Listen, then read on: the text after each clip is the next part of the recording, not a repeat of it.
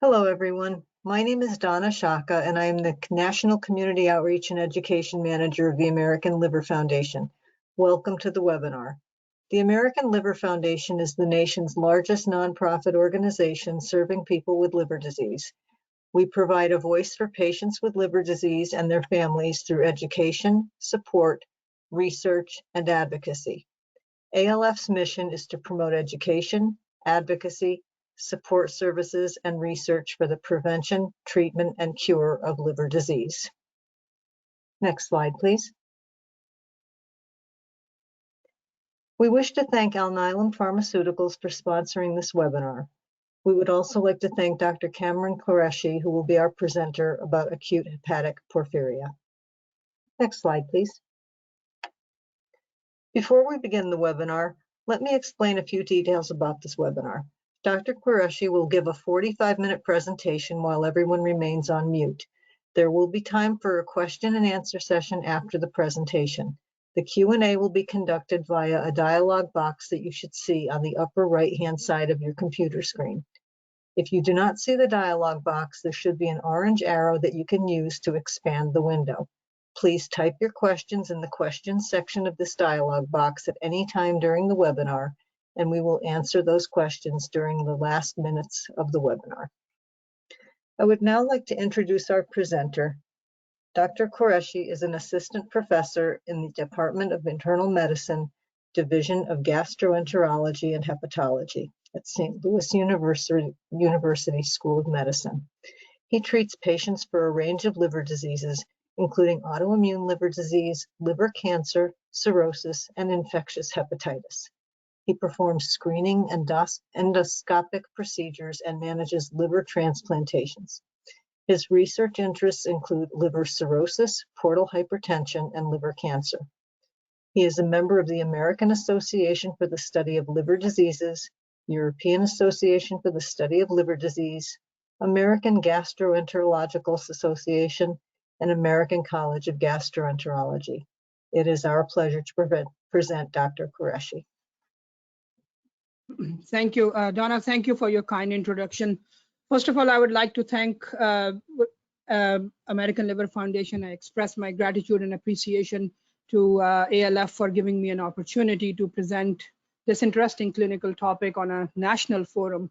I would also like to thank the sponsors for their kind support for this program. And lastly, and most importantly, I want to thank all the participants who joined us here at this time late in the day, considering different time zones across the US. So this is the agenda for the webinar this evening. We will start with the discussion of the background of heme production, and we will discuss the disorders associated with them, which are called porphyrias. We will review the classification and then we'll focus on an important subclass called acute hepatic porphyrias. In the latter half of this talk, we will go over the aspects of clinical care of patients with acute hepatic porphyria, including clinical presentations, diagnosis, and treatment options. I have no relevant financial disclosures, though I will disclose that this is going to be an academic talk. Porphyria is a rare disorder. While I have a decent understanding, I do not have a much personal experience of taking care of patients with acute hepatic porphyrias. Okay, so let us start with the background. So the talk is about the story of heme. Heme is an important molecule for our oxygen-dependent life. Its chemical name is ferrous protoporphyrin. The structure is tetrapyrrole porphyrin rings with a central iron. It is present in many hemoproteins, the most important of which is hemoglobin. 80% of heme in our body is found in hemoglobin. Each hemoglobin contains 4 heme molecules and is made in erythropoietic system in the bone marrow and is responsible for carrying oxygen in our body. Rest of the heme in our body is found in muscle protein myoglobin, which has only 1 heme molecule, and other important cellular enzymes like cytochrome P450, mitochondrial respiratory enzymes, catalases, and peroxidases.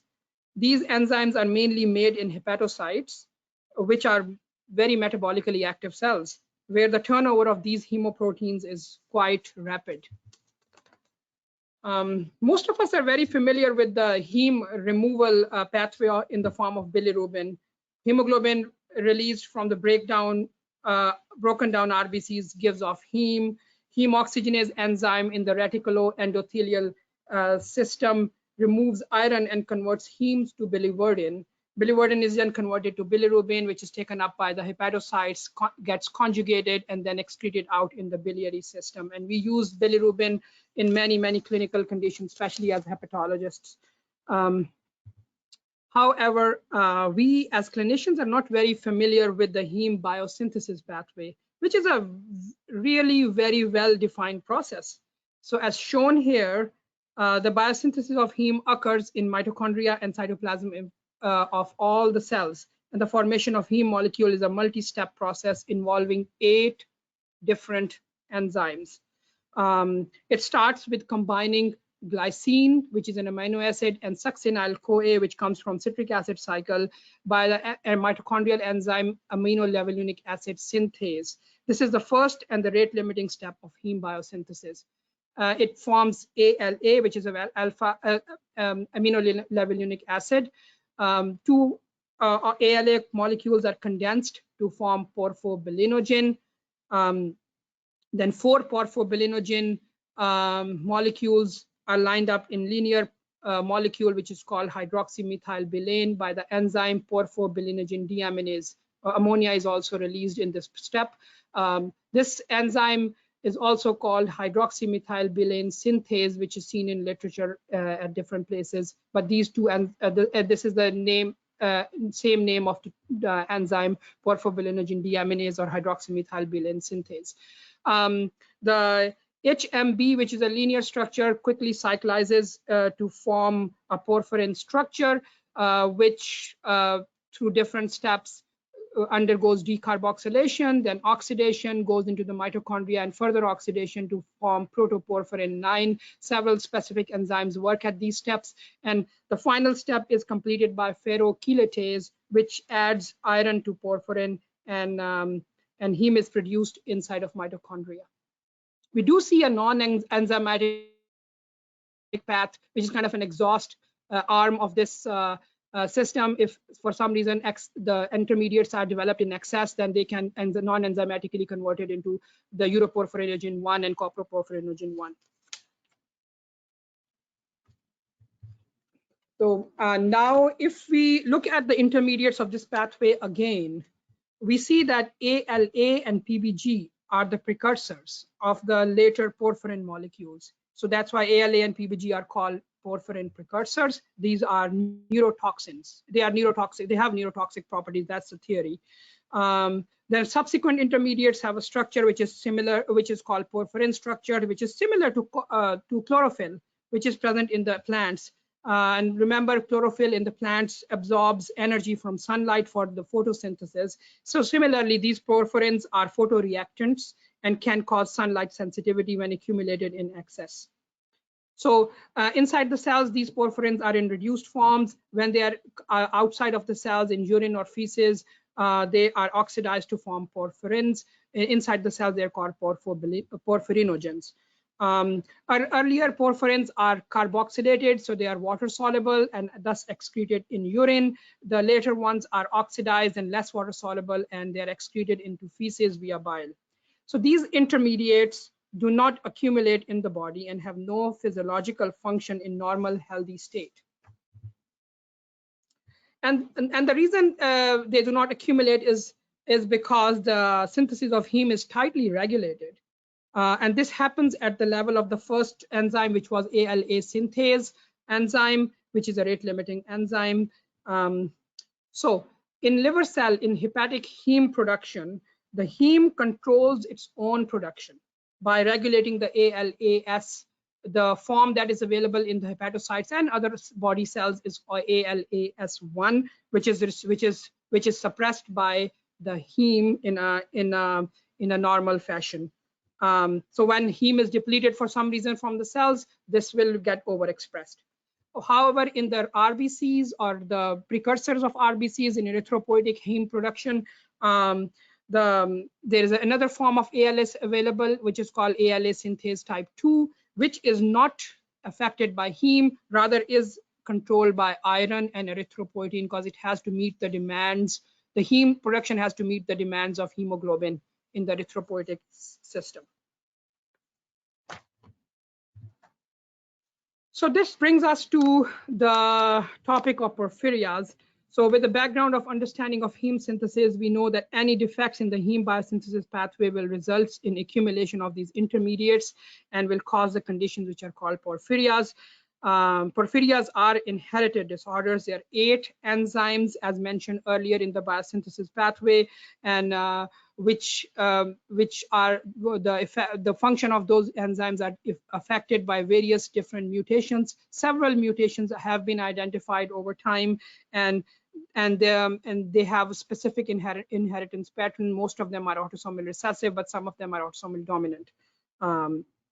So the defects in these enzymes will lead to the excess production and accumulation of the intermediates, and the symptoms of porphyrias are because of the chemical characteristics of these specific metabolites which are excessive or get accumulated in the tissues. So for example, porphyrin precursors, which are ALA and PBG, are neurotoxic, so we'd expect some neuropathy and neurotoxicity. And later porphyrins, if they get accumulated, they are photoreactants and and make the skin or the tissues sensitive to the sun exposure and cause skin lesions.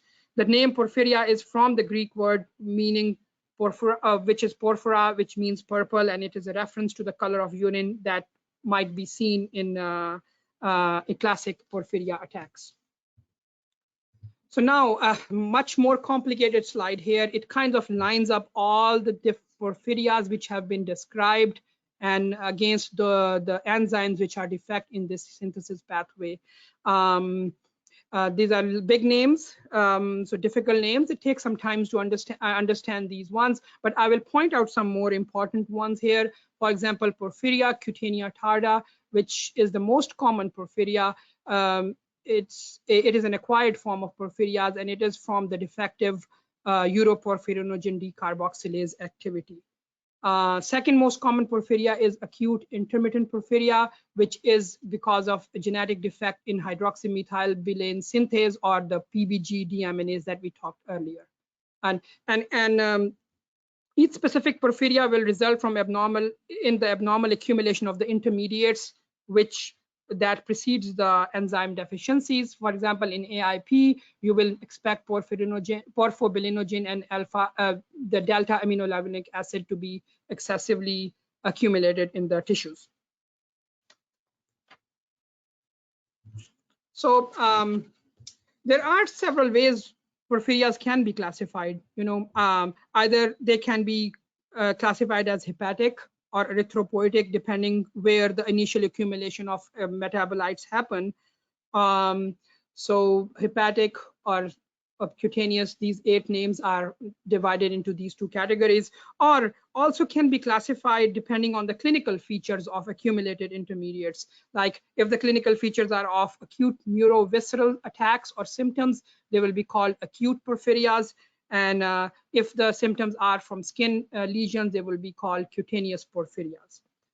So the subclass, which we will not talk much about in this rest of this talk, would be erythropoietic cutaneous porphyrias. You can imagine excessive accumulation is happening in the erythropoietic system, and the porphyrins are produced, which are photosensitive and cause severe photosensitivity or skin reactions. So remember these the later porphyrins which are photosensitive are oxidized porphyrins, and they are not water soluble, so they are excreted by the liver into hepatobiliary systems. So if they are produced in excess, they can cause some hepatobiliary injury. So some hepatobiliary injury is also seen in this erythropoietic cutaneous porphyrias. But our focus will be more on hepatic porphyrias here. This is a nice pictorial representation of hepatic porphyrias, which can be divided into two major categories based on the clinical symptoms, either acute neurovisceral category, which has these 4 names here, or the chronic photocutaneous ones, which is the major one is porphyria, cutanea, tarda. All the erythropoietic porphyrias are chronic photocutaneous porphyrias. So in acute porphyrias, in hepatic porphyrias, they can acute intermittent porphyria, which is the more common one, or ADP will cause only acute neurovisceral attacks, while the hereditary coproporphyria or variegate porphyria will also have skin manifestations. Before we move on to the acute hepatic porphyria, just because porphyria cutanea tarda is the most common porphyria, I'll just have one slide of it. It is a hepatic porphyria. It is the most common porphyria. It can be considered as an iron-related hepatic porphyria. Usually begins in the middle and late adult life as blistering cutaneous lesions in the sun-exposed surface. The reason it happens here, as shown here, is that the activity of hepatic porphyrinogen decarboxylase activity is reduced, either because some specific inhibitor is formed, which it is dependent on the iron, or some other liver diseases develop this inhibitor, which reduce the effectiveness of this enzyme, and thus uroporphyrinogens and other intermediates develop. Since there is an exhaust system here, so ALA and PBG are not much accumulated. However, the porphyrins are accumulated, which will cause the skin reaction. Multiple trigger susceptibility factors are known, like alcohol, smoking, estrogen, hepatitis C, HIV, iron overload. Hemochromatosis can have coexisting porphyria cutanea tarda. Porphyria cutanea tarda responds well to the treatment of underlying trigger factors or by repeated phlebotomies to get rid of iron overload. Hydroxychloroquine has been also tested and known to improve these skin lesions. So now, focusing more on the porphyria, acute hepatic porphyrias, there are 4 disorders, as I mentioned earlier. This is a table that has these names, age of onset, symptoms, and enzymes listed here. Acute intermittent porphyria is the most common type. 80% of all symptomatic cases will be acute intermittent porphyria. Prevalence is still pretty low. It is just 5.4 per million. This means in a country of 300 million, there will be about 1,500 cases of this this disorder. However, estimated genetic mutations are much more common. They're actually 1 in 5, 1,500 Caucasian people have these genetic mutations, more common in the females. However, fortunately, the disease penetrance is approximately only 1% in general population, and this is because this means that even though they have defective gene or genetic mutation, but still they do not present the disease, and probably because there are several additional factors which are required for symptomatic manifestations of acute hepatic porphyria.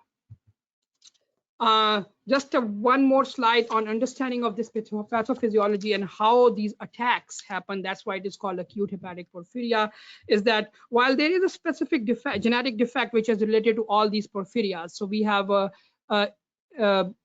PBG deaminase, which is acute intermittent porphyrias, and other enzymes listed here, they will lead to excessive accumulation of ALA, amino and porphobilinogen, which are neurotoxins. The severity of overproduction of intermediate is dependent on the demand of the heme. As I told you, the heme is the one which keeps a control on ALAS1. So in normal circumstances, when the need for heme production is low, ALAS typically remains the rate limiting step. So this one. And even though there is a partially deficient enzymes downstream, but still doesn't lead to excessive accumulation of these intermediates, which are the neurotoxic intermediates. However, under inducing conditions and when suddenly the heme is either utilized in other places like cytochrome or mitochondrial respiratory chains, there are cytochrome P450 inducing medications which are taken that will utilize most of the heme to make these ones more, or there is direct stimulation of ALA synthase, or there is direct destruction of these heme like by heme oxygenase because of certain sickness and illness that will reduce this natural suppression or repression of ALS synthase by heme, and suddenly now ALS synthase will overexpress and it will try to drive this cycle much more rapidly. And since there is a defect ahead of in this pathway, this will lead to production and accumulation of the intermediates, and the ALA and PBG, which are porphyrin precursors, are neurotoxins and give classic attacks of acute hepatic porphyria. So summary from the background portion is that porphyrias are inherited disorders that result from derangements of specific enzymes in the heme biosynthetic pathway that leads to overproduction and accumulation of pathway intermediates, which cause severe neurological symptoms, photocutaneous lesions, or both. In case of acute hepatic porphyrias, hyperinduction of hepatic ALAS1 in the background of genetic defects in the biosynthetic enzymes lead to excessive neurotoxic porphyrin precursor accumulations, which are ALA and PBG, and that's the basis of clinical presentation of acute hepatic porphyrias with acute attacks of neuropathic pain and symptoms. So now with this background, we will move on to discuss the next phase of clinical aspects in patient care. I will start with this classic clinical presentation of a case which is reported in the literature recently of a 28-year-old woman carrying a diagnosis of irritable bowel syndrome constipation type for 10 years with multiple imaging and testings done, multiple ER visits, and this is her 4th ER visit in this year, with another attack of severe abdominal pain, constipation, nausea, vomiting, and weakness. She has had multiple surgeries done already for this abdominal pain attacks, like appendectomy about 20 years at the age of 20, which really did not show any appendicitis, and had a cholecystectomy done also 2 years ago for chronic cholecystitis. Still the pain continues. She's dependent on opioid pain medications. You saw her, the vitals show high blood pressure, some high heart rate, normal respiration. Physical exam is otherwise unremarkable, just shows benign abdominal examination. But however, the patient complains of severe stabbing lower abdominal pain while you're examining her. The CT scan was done for abdomen pelvis, was unremarkable, showed prior surgeries, mildly dilated CBD, stool in the colon. Labs also shows mildly elevated liver enzymes, sodium a little low, and urine was noted to be dark amber to brownish urine. That was negative for blood or bilirubin. Urine analysis was otherwise unremarkable. Test of pregnancy was negative. So this poor young female has been struggling with these symptoms for quite some time, has had surgeries done, has had multiple testing done. So this is a difficult case of recurrent undiagnosed abdominal pain. Importantly, the clinical findings cannot explain the etiology of these abdominal pain attacks. However, if we pay a little bit attention, the dark urine and certain other changes in her blood work could suggest that this could be acute hepatic porphyria. So if you look at the acute hepatic porphyria presentation, all forms present with identical clinical symptoms of episodic severe neuropathy related neurovisceral attacks and pains. Approximately 90% of these symptomatic patients are females, and attacks typically begin only after the onset of menses or are rare after menopause. The most common symptoms here are listed in these tables are abdominal pain, nausea, vomiting, mostly gastrointestinal symptoms here, constipation, weakness, palpitation, hypertension. During an attack, some or all of the features may be present, but there is no really single pathognomic sign to diagnose an acute porphyria attack. This table gives us a little bit more details of the common presenting symptoms of acute porphyria attack. In an attack, patients may present with severe non-focal abdominal pain that is aching more than often than colicky. Nausea, vomiting, constipation are typically present.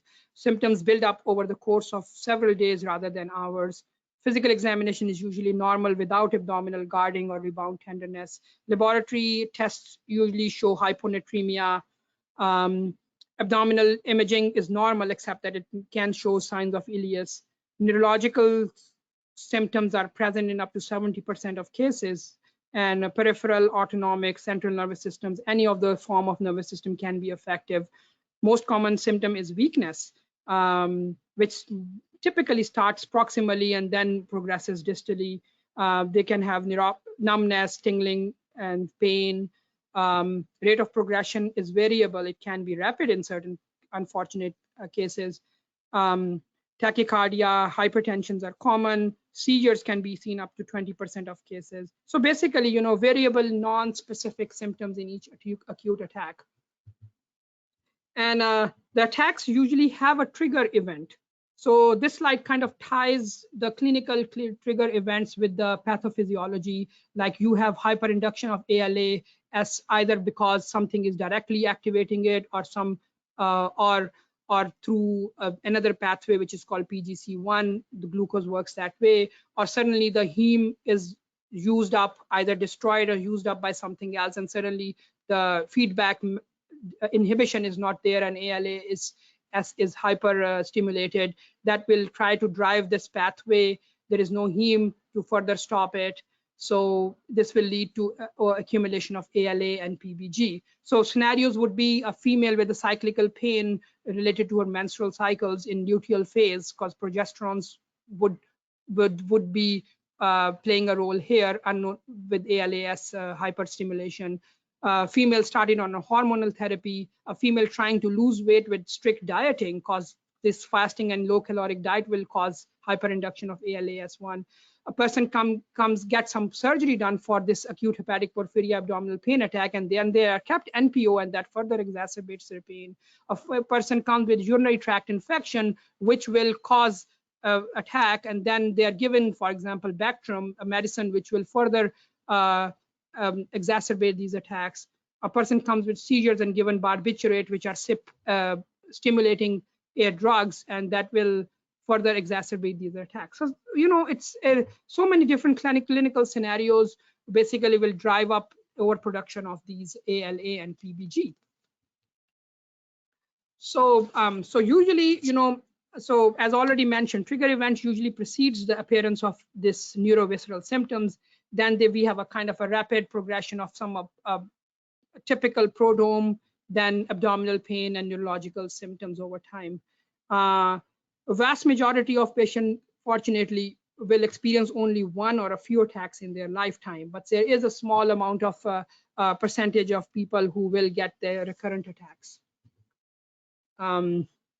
So what we should think is, anytime we see a patient who comes in with episodes of severe unexplained abdominal pain, he does not have any fever, the pain has been going on for a long time, there is no localization of the pain, there's no rebound tenderness, especially in a female from age 16 to 45, we should start thinking, we should really think about possible presence of acute hepatic porphyria. So that it does require high index of suspicion, and that's why, you know, some of the patients suffer through this, and there is a frequent delay in diagnosis from the onset of symptoms till the diagnosis is made. It's in some studies have shown it takes about 15 years for this diagnosis to be made over time. A diagnosis actually is fairly simple. It just requires biochemical testing.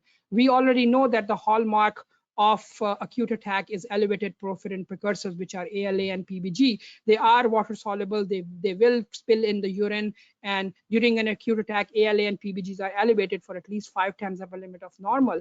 And if somebody has these elevated levels, that you basically have a specific diagnosis of acute hepatic porphyrias. And if, on the other side, if a person keeps on coming back with these pains, which we call pain seekers, or a frequent ER admission with undiagnosed abdominal pain, and at that time, if you check ALA and PBG and it is normal, it's a fairly sensitive test, you've essentially ruled out having acute hepatic porphyria.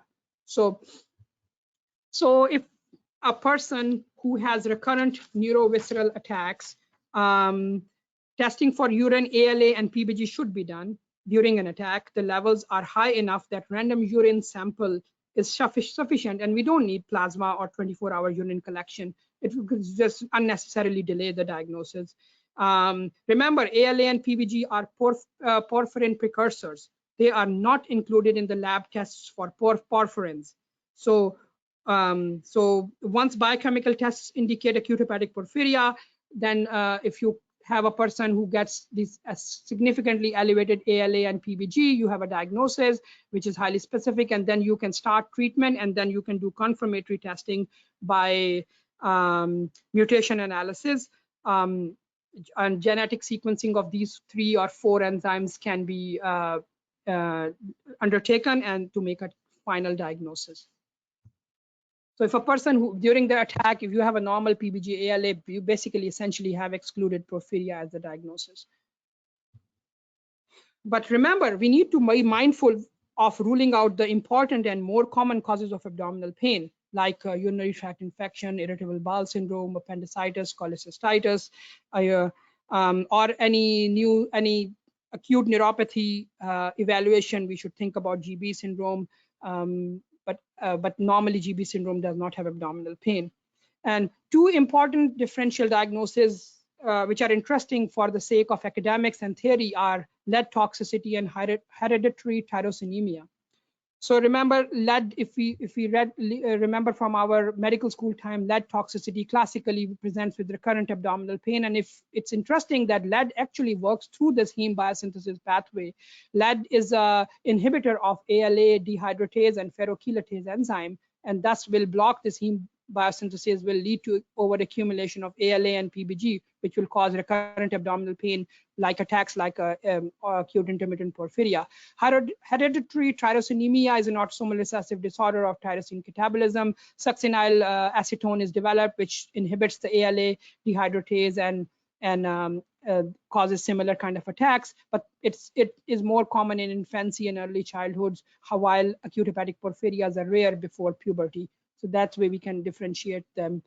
But bigger problem, I think, in my opinion, is the misdiagnosis. And a common mistake in the diagnostic workup for acute hepatic porphyria is to screen for urine porphyrin levels, which do not include the porphyrin precursors, which are ALA and PBG. So in many conditions, there is mild to moderate increase in urine porphyrins, especially coproporphyrin 1 and coproporphyrin 3, which is a non-specific result and can be seen in a wide variety of conditions, mainly chronic liver disease conditions here. So if somebody gets urine porphyrins tested and they get these tests elevated, they are misdiagnosed and they are unnecessarily treated for as acute hepatic porphyrias. So importantly for us, ALA and PBG along with creatinine from spot urine sample is all what we need to diagnose acute hepatic porphyria in patients who come with recurrent abdominal pain, not the urine porphyrins, to avoid these misdiagnoses. It is classically described to be an acute illness with acute attacks, but this particular study, EXPLORE, which is a prospective multinational study, it follows the natural history of patients with acute hepatic porphyria, has shown that chronic symptoms actually are reported in up to 65% of patients, and 46% of patients has been experiencing daily symptoms, and wide variety of symptoms which are much more prevalent during the acute attacks, but still any pain symptom was reported up to 60% of patients in a chronic manner. So based on these findings, acute hepatic porphyria basically can be considered as a chronic disease rather than the terminology needs to be changed over time also. So once we have realized that it comes in attack, it does have recurrent chronic illnesses in certain people. So let's review some of the medical management steps. We'll discuss the management of an acute attack, how to prevent recurrent attacks, and some chronic disease management aspects. So as we just mentioned, there is a trigger event that precipitates an acute attack of acute hepatic porphyria. So mainstay in the management of acute attack is identifying and eliminating the inducers of ALAS1, with hepatic ALA synthase 1, which would include, for example, the avoiding the medicines that are known to induce synthesis of cytochrome P450 here, avoiding prolonged fasting, treating infections, avoiding smoking or alcohol, because all these will exacerbate, will reduce the heme, intracellular heme, which will exacerbate the ALA synthesis production. Oral contraceptives have been associated with the acute attacks. First attacks of acute porphyria have been reported during the fast imposed by the abdominal surgery.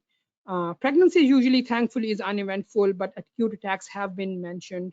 So there is this small list here of the drugs, but complete list is available in the various porphyria resources. So once we have a person in which we are able to make a diagnosis of acute hepatic porphyria, we should manage their symptoms appropriately, but also in the milder cases, carbohydrate infusions are known to have some effect because glucose will suppress ALA synthase activity via PGC1 alpha mechanism. So usually D10W or D10 half normal saline is used, or hypercaloric diet is given, but we need to be mindful of that these solutions can reduce the sodium. So if person already has hyponatremia, we should be careful about that. We have a more definitive treatment which has been available for years, which is IV heme. Basically, the concept is to replete the lost heme inside the, or decreased heme inside the hepatocytes. So heme can be given in the IV form. Heme repletes the intracellular heme and rapidly downregulates the ALAS1, which is ALA synthase 1 expression, through the negative feedback in the liver that stops the continued accumulation of ALA and PBG.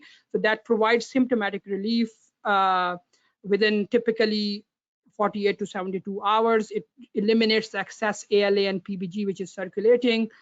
It is available in US as panhematin. It's given along with the albumin with the dose of 3 to 4 milligram per kg for daily for about 4 days normally. Heme is a chemical reactant. It can cause phlebitis, so it's given in albumin. Oral doesn't really work because it gets degraded. Other complication of IV heme therapy could be that it could have nephrotoxicity, hepatotoxicity, mainly from iron overload. Anaphylaxis have been reported also.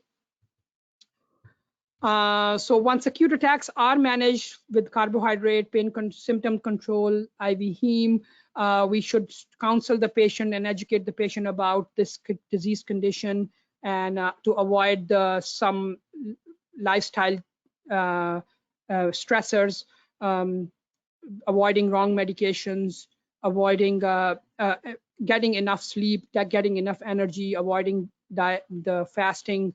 So all these things ultimately will help control the recurrent attacks of acute hepatic porphyria, which are marked by increased ALA and PBG. In the females who get these acute hepatic porphyrias attacks with their menstrual cycles, GnRH like Lupron has been used, but we need to be mindful of their adverse effects. Off-label use of IV hematin for those people who get to 3 to 4 attacks per year has been known, but it has its own side effects.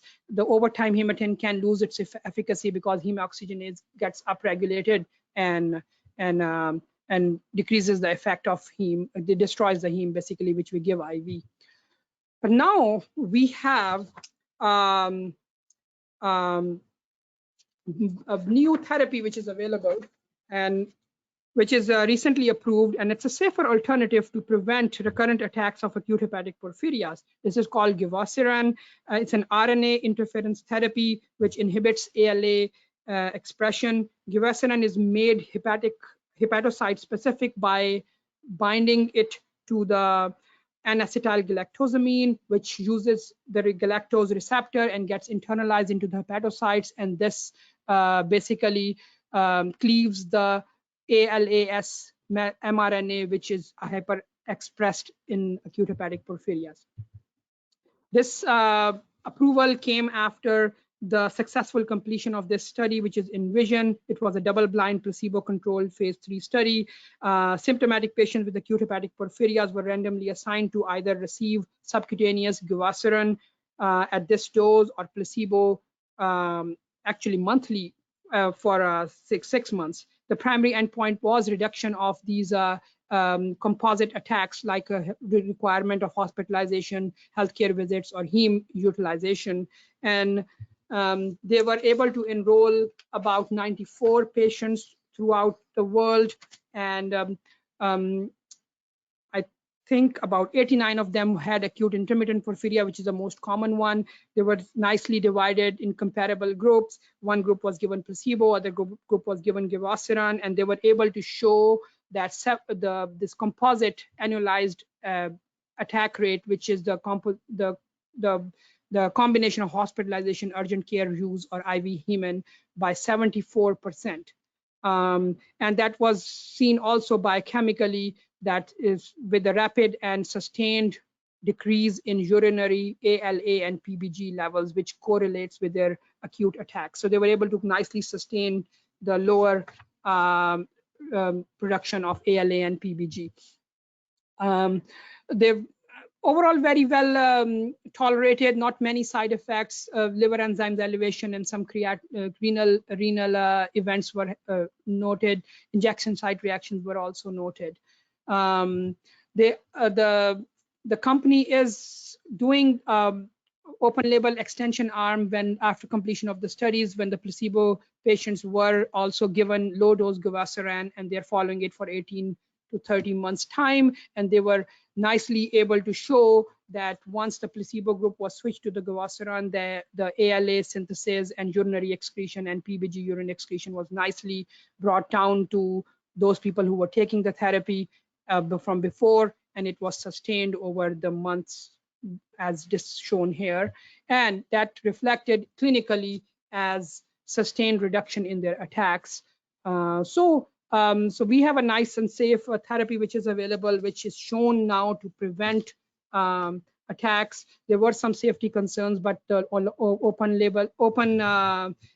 extension arm will give us more information over time. It is important to diagnose and treat it because it does become complicated. It does have some complications, and chronic pain, psychiatric illnesses can develop. People have developed chronic renal disease with hypertension, iron overload, and osteoporosis because we do the therapies on long time on these people. Hepatic complications are also noted and reported. People with acute attacks have been noted to have acute liver enzyme elevation. Chronic recurrent attacks have chronically elevated liver enzymes. It is noted that people who have acute hepatic porphyrias might be at increased risk of developing advanced fibrosis and cirrhosis. Especially females, it is noted that they develop liver cancer even without cirrhosis or portal hypertension. And the thought is that excessive ALA and PBG might be causing chronic inflammation in the liver. Maybe these enzymes which are defective which is the HMBS, which is defective, could be a tumor suppressor gene, and with this defect, the tumor production is more. Or if they are given heme, which is full of iron, it gets degraded to release iron, can cause iron overload and liver disease. And this study showed that liver cirrhosis, HCC without liver cirrhosis, was very frequently found in patients with acute hepatic porphyria. So that's why HCC screening starting at the age of 50 using ultrasounds and AFP tumor markers is suggested in long-term follow-up these acute hepatic porphyria patients. Once the medical therapy is instituted and it's not working, then liver transplant can be used as a last resort, and it is potentially curative because you are removing the defect, the genetic defect in the liver with the new liver. And in patients with recurrent attacks, who have significant neurological progression while on a therapy, the transplant can be indicated. So far, 16 to 18 transplants are done as successful. The rapid liver transplant rapidly normalizes their biochemical abnormalities. It recovers their neurological function. In people who have liver and kidney problems together, combined liver kidney transplant have been successful. The long-term outcomes of transplant are comparable. There were some reports of hepatic artery thrombosis, but for sure, we don't want liver transplant to be a final treatment for this condition when we should have better medications to control it.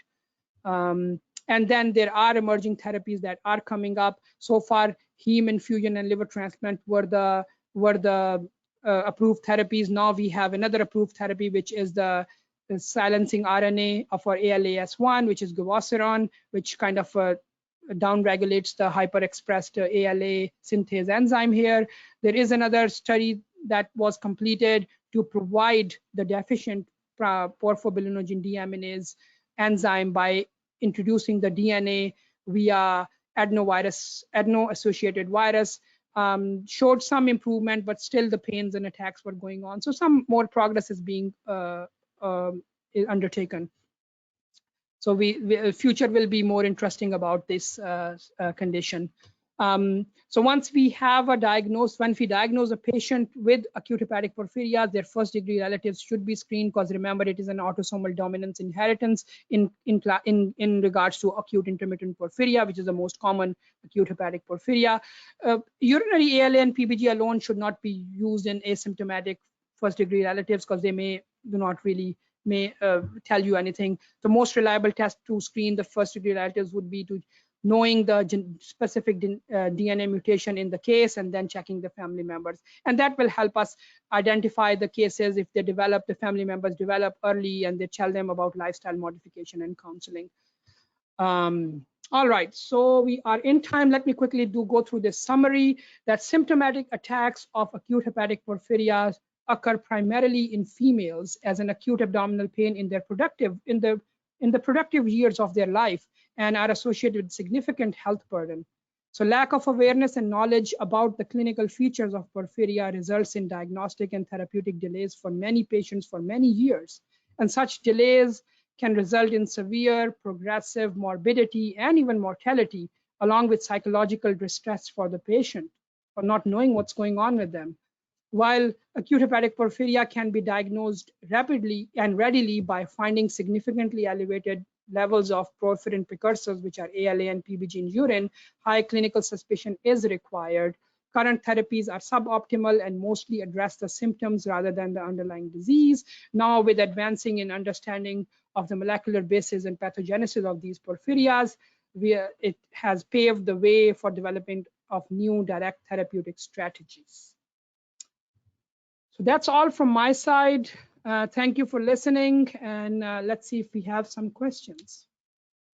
We actually do, and I'm going to try to read it. For some reason, the question screen is kind of minimized, but I'm going to do my best here. It says, do you monitor ALA/PBG levels after? Oh, it's acting very strangely here. Hang on one second. Do you monitor ALA, PBG levels after initial treatment with Hernatin, I think it says? If so, yeah, Hematin, yeah. So yeah, Hematin is normally given for 3 to 4 days, and yes, if it is treated, the levels rapidly go down within a matter of week. So if usually, yes, we can monitor their levels to basically confirm that acute attack is resolved, and then ultimately to see how often they go up again and see if they need prophylactic therapies if they're having multiple attacks. So usually for clinical care, I wouldn't imagine it's needed. If the patient is feeling better, that's good enough, but can be done, and it should normalize within a week after the treatment. Thank you. The next question is, does liver transplant cure AHP? Yes, theoretically it does cure. There are theoretically and actually practically it does cure it. It removes the defective gene which was not expressing the PBG deaminase in case of acute intermittent porphyria, and with a new liver with hopefully new PBG deaminase, normal genetic makeup should not cause that disease. It effectively should cure it. For example, on the other scenario, if a person gets a transplant from with a liver which was coming from the person who has acute hepatic porphyria, could develop acute hepatic porphyria after the transplant. So yes, if you transport or transplant defective genes along with the organ, it will either cure or transmit the disease. Thank you. The next question, what is the role of serum what is the role? This is being very fussy. What is the role of serum 24-hour urine and stool porphyrin metabolites? Yeah. So since the levels are so high during the acute attack, usually just a spot urine, quantitative spot urine, OLA, PBG analysis along with creatinine is sufficient enough. Yes, 24-hour collection if it is needed. It is, first of all, its collection is very tough. It has to be in sunlight protected container. It can be done. It will show high levels, but it's unnecessary delay in the diagnosis when we can just get the diagnosis with the random spot urine. The second thing was, what was the second part of the question? That actually disappears. Okay. I can't Could the remember. asker retype that in? For some reason that disappeared from the question line. Yeah, so it's not needed. If spot urine can get you the answer. Yeah, stool one. Yeah, sorry, stool. Yeah, stool.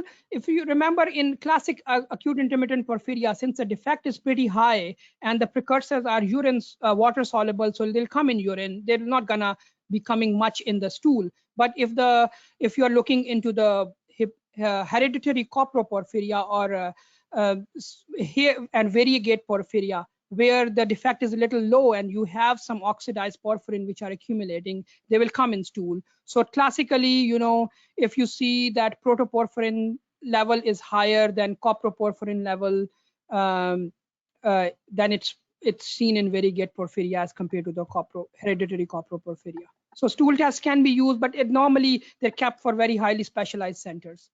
It needs a little bit more attention to understand those. Thank you. That was the final question that showed up in the box. So I think that was it. So thank you so much for, here, one more is coming through, sorry. And this question is, I'm hoping I pronounced this right, is gifosiran used for acute attacks? Yep. So the study was done for the people who already have been having at least 3 to 4 attacks over the previous 6 months, and that was their inclusion criteria. Yes, theoretically it should work because it worked pretty quick in those patients in the study also. But there's no data. I would hope that pharmaceutical company will provide some more information on that. So far we have is those people to have recurrent attacks to prevent new attacks. That's how givosiran was approved for. Thank you. Any other questions before we do our final wrap up? Okay, well, with that, thank you for this very interesting presentation, Dr. Qureshi. I want to again thank Alnylam Pharmaceuticals for supporting this program. And they also were very generous in supporting the American Liver Foundation's Acute Hepatic Porphyria webpage, which you can see at the bottom of the slide here. So please feel free to visit the American Foundation's website to find that page. I do see another question here coming through. I don't want to ignore somebody. It says here, if lack of improvement, sorry, we're just going to backtrack. I don't want to leave anybody out. If lack of improvement to hematin, do you then try givosiran, and where is it available at which center? As I kind of gave a disclosure in my first slide that I honestly do not have much clinical experience. It's such a rare disorder. I will have to find the answer and provide it to you if you guys can contact us through the ALA, American Liver Foundation. I would imagine, again, it's the way the label it has come up for the givosiran is for prevention of recurrent attacks. Whether that it would be useful in an acute attack, that we'll still need to learn about. So it is available. The pharmaceutical company is coming up with new information for all of us, how to order it, and they have a support path and everything, but more things to learn. I personally would not be able to tell you more about this. Thank you for answering that. So again, this is our information. Please do visit our webpage and the Hepatic Porphyria website, and please refer your patients to visit our website as well. We have wonderful information there about this illness as well as numerous other liver-related diseases. So with that, we will close the webinar. Thank you all very much for attending.